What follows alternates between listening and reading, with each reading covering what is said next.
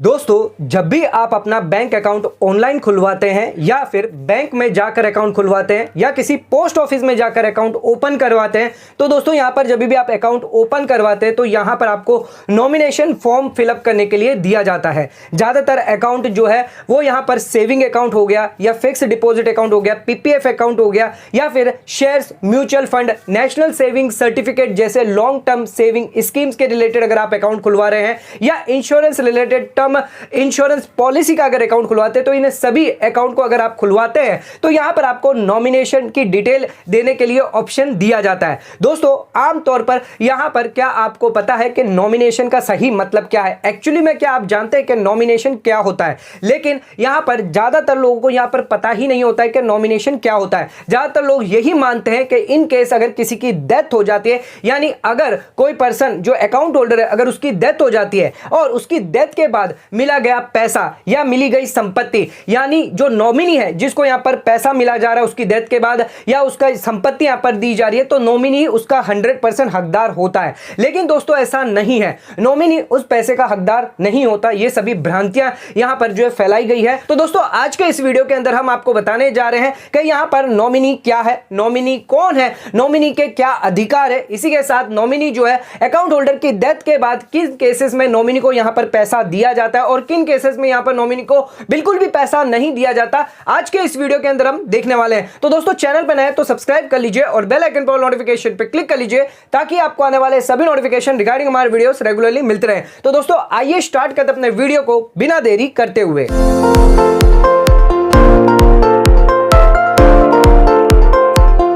दोस्तों आइए स्टार्ट करते अपने वीडियो को और अब यहां पर बात कर लेते हैं नॉमिनी किसे कहते हैं, नॉमिनी क्या होता है। तो यहां पर सबसे पहले आसान भाषा में यह समझ लेते हैं कि नॉमिनी की डेफिनेशन क्या है। तो यहां पर जानते हैं कि नॉमिनेशन की डेफिनेशन क्या है। तो कोई भी person, a person who receive someone's property या एसेट्स यहां पर रिसीव कर रहा है या मनी रिसीव कर रहा है, उसकी डेथ के बाद, आफ्टर हिज डेथ, उसे यहां पर नॉमिनी कहा जाएगा। दोस्तों यहां पर अगर कोई भी पर्सन है जो यहां पर कोई भी संपत्ति, प्रॉपर्टी, एसेट रिसीव कर रहा है किसी की मौत के बाद, उसे यहां पर नॉमिनी जो है माना जाएगा। इसी के साथ नॉमिनी एक प्री डिफाइंड पर्सन है एंड वो यहां पर एसेट रिसीव कर रहा है after the death of account holder. दोस्तों यह समझना बहुत ज्यादा जरूरी है कि यहां पर जो नॉमिनी है उसको यहां पर प्री डिफाइंड पर्सन माना गया है। जो भी अकाउंट होल्डर है वो यहां पर पहले से ही निर्धारित कर लेता है अपना अकाउंट, जब भी वो डेथ हो जाएगी उसकी, तो यहां पर अकाउंट होल्डर के अंदर यानी जो भी पैसा पड़ा है, जो भी संपत्ति मिली है, वो यहां पर जो नॉमिनी है वो निर्धारित कर लेता है कि ये मेरा नॉमिनी होने वाला है।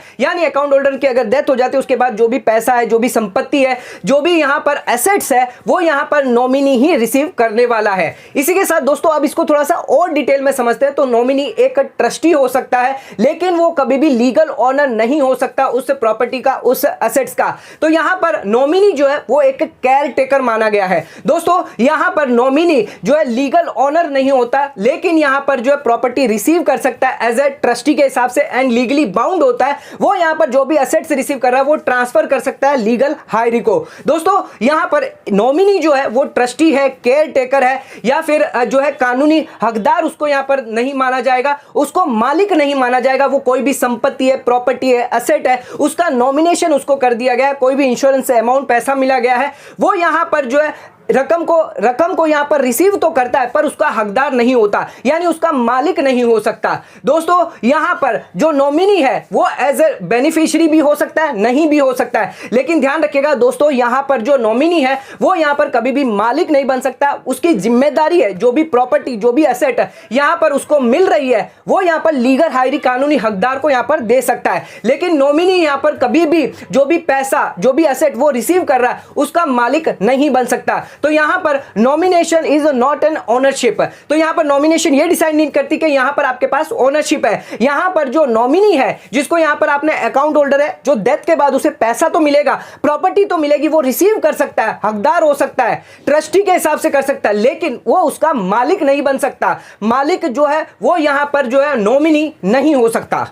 लेकिन इसके कुछ एक्सेप्शन है जहां पर जो है लीगल हायरी नहीं बल्कि यहां पर जो नॉमिनी है वो यहां पर पैसों का हकदार हो सकता है। कौन से केस है वो भी यहां पर हम देखने वाले हैं। तो अब फाइनली यहां पर बात करते हैं इन सभी से यहां पर ऊपर आता है विल, यानी विल एक सुप्रीम लेटर ऑफ अथॉरिटी यहां पर माना गया, यानी सभी डॉक्यूमेंट से ज्यादा यहां पर जो अपर डॉक्यूमेंट जो माना गया वो विल माना गया। अगर कोई भी पर्सन है जो अपनी यहां पर जो विल लिख देता है, यानी अपनी प्रॉपर्टी जो भी अपनी संपत्ति है वो विल में जिसका नाम लिख देता है, वही पर्सन यहां पर किस रेशियो में उसको डिवाइड करना है, किस आधार पर यहां पर डिवाइड करना है, वो यहां पर निर्धारित कर सकता है यहां पर अपनी विल के थ्रू। तो यहां पर चाहे वो अपने बच्चों को देना चाहता हो या किसी और को यहां पर ट्रांसफर करना चाहता हो, तो एक बार उस विल के अंदर उसने सारी डिटेल रख दी तो वो विल को ही यहां पर मेन सुप्रीम माना जाएगा। दोस्तों यहां पर चाहे फिर कोई नॉमिनी हो या लीगल हायरी क्यों ना हो, यहां पर जो प्रॉपर्टी है वो उसी आदमी को जाएगी, उसी पर्सन को यहां पर ट्रांसफर होगी जो विल के अंदर जिसके अंदर नाम लिखा गया है। इसीलिए इसको यहां पर सुप्रीम अथॉरिटी लेटर भी कहा जाता है।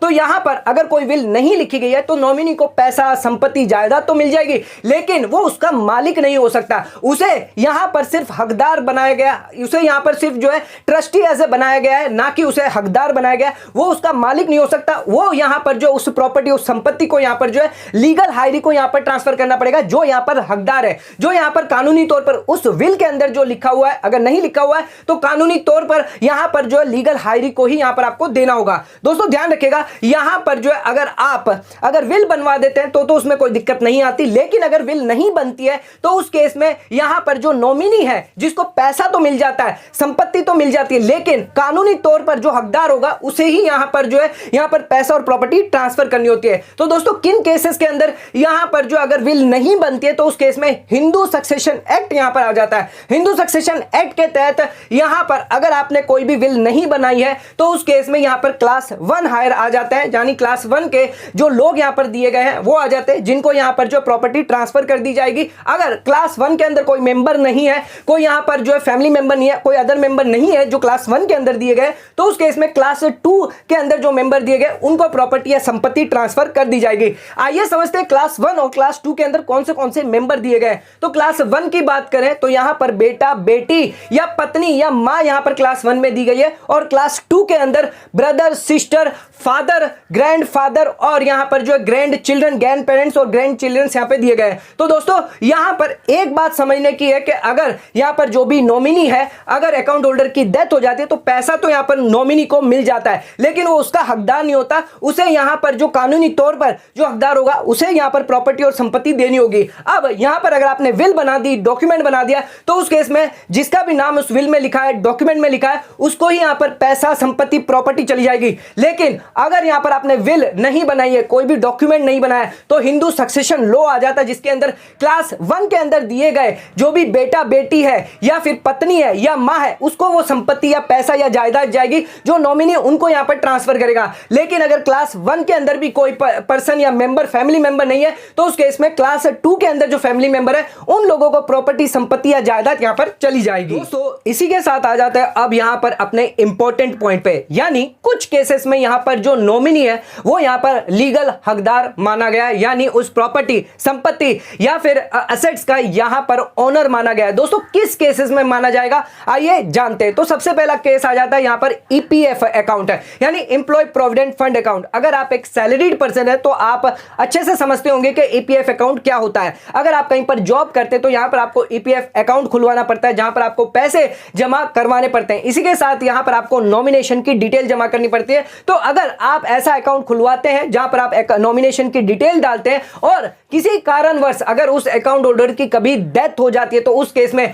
जो भी यहां पर नॉमिनेशन है, जिसने भी यहां पर नॉमिनी का नाम डाला गया है, जिस अकाउंट होल्डर ने यहां पर नॉमिनी का नाम डाला है, वही यहां पर उस एसेट का, उस संपत्ति का हकदार माना जाएगा, ना कि कोई लीगल हायरी उसका ओनर माना जाएगा। तो दोस्तों ध्यान रखिएगा, ईपीएफ के अंदर जो भी नॉमिनेशन होगा, जो भी नॉमिनी होगा, अकाउंट होल्डर द्वारा यहां पर रखा गया होगा, प्री डिफाइन किया होगा, वही यहां पर जो ओनर माना जाएगा, उसी को यहां पर लीगल हकदार यहां पर माना जाएगा। दोस्तों दूसरा केस यहां पर आता है कि अगर कोई अपनी विल डॉक्यूमेंट बनाता है और उस विल डॉक्यूमेंट के अंदर अगर वो किसी नॉमिनी को ही लीगल हकदार बना देता है, उस नॉमिनी को ही यहां पर जो है लीगल हक दे देता है, यानी उसका नाम दर्ज करवा देता है कि जो भी प्रॉपर्टी है, जो भी संपत्ति है, वो इस नॉमिनी को ही जाएगी, जो ये मेरा नॉमिनी है वही यहां पर लीगल हकदार होने वाला है, तो वही उस प्रॉपर्टी का ओनर होता है और वही यहां पर जो है पूरा का पूरा हकदार होता है। तीसरा केस आ जाते हैं दोस्तों, यहां पर अगर कोई नॉमिनी है वो खुद से ही लीगल हायरी है, यानी क्लास 1 के अंदर जो लीगल हायरी है वही उसमें से ही कोई नॉमिनी है, तो उस केस में वो खुद उससे ही यहाँ पर जो लीगल ओनर माना जाएगा, जिसके अंदर सारा का सारा पैसा, संपत्ति, जायदाद उसे ही रिसीव होगी। एग्जाम्पल के तौर पर अगर कोई फादर है जिसका कोई बैंक अकाउंट है, तो अगर वो अपने बच्चे को या उसकी कोई प्रॉपर्टी है तो वो अपने बच्चे को यहां पर जो नॉमिनी बनाता है, तो यहां पर वही जो लीगल हकदार माना जाएगा और उसे ही यहां पर पूरी संपत्ति, जायदाद दी जाएगी। तो दोस्तों ध्यान रखिएगा, यहां पर जो नॉमिनी है वो यहां पर जो अगर ये 3 केसेस हुए तो उस केस में यहां पर लीगल ओनर या हकदार मान लिया जाएगा। लेकिन इन 3 केस के अलावा अगर कोई नॉमिनी होता है तो वो यहां पर सिर्फ प्रॉपर्टी रिसीव करता है, संपत्ति रिसीव करता है, पैसा रिसीव करता है, लेकिन वो लीगल हकदार नहीं होगा। दोस्तों सभी नॉमिनी को यह पता होता है, अगर वो नॉमिनी होते हैं डेथ, आफ्टर डेथ के बाद, अकाउंट होल्डर की डेथ के बाद, वो सिर्फ एक रखवाले हैं, केयर टेकर है, उनका कोई भी लीगल अधिकार नहीं होता और जो प्रॉपर्टी है, जो संपत्ति उनको जो रिसीव हुई है वो अपने लीगल हकदार तक यहां पर पहुंचाते हैं। तो दोस्तों आज के इस वीडियो को देखने से पहले क्या आप भी यही सोचते थे कि जो नॉमिनी है वो यहां पर लीगल ओनर है या लीगल हकदार है? तो दोस्तों अगर आप ऐसा सोचते हैं तो इस वीडियो को देखने के बाद आपकी कितनों की राय जो यहां पर बदली है तो नीचे कमेंट करके हमें जरूर बताइए। इसी के साथ दोस्तों आज का वीडियो अगर आपको पसंद आए तो चैनल को लाइक और सब्सक्राइब जरूर करिएगा, ज्यादा शेयर जरूर करिएगा। धन्यवाद।